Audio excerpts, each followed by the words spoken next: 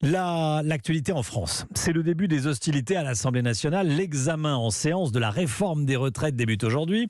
Plus de 20 000 amendements ont été déposés, 18 000 rien que par les députés de la NUPES. Bonjour Alexandre Chauveau. Bonjour Romain, bonjour à tous. En direct de l'Assemblée nationale, l'Alliance de gauche décide de jouer l'obstruction, hein.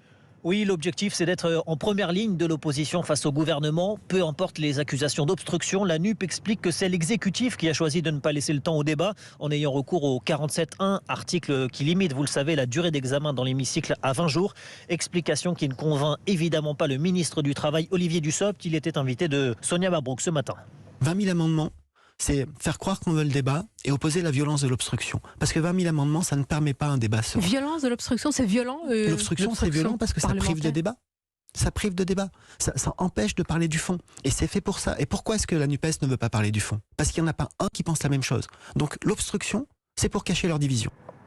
L'autre enjeu des débats, ce sera d'observer la position des Républicains. Hier, dans le journal du dimanche, Elisabeth Borne a accepté d'étendre le dispositif carrière longue aux travailleurs ayant commencé leur carrière à 20 ans. Demande qui émanait de la droite, mais qui ne satisfait toujours pas les députés LR récalcitrants, au premier rang desquels Aurélien Pradié, qui dénonce une tromperie, une position qui embarrasse, pour ne pas dire plus, tant Éric Ciotti qu'Olivier Marleix, mal à l'aise avec l'idée de ne pas voter une réforme qu'il juge imparfaite, mais avant tout nécessaire.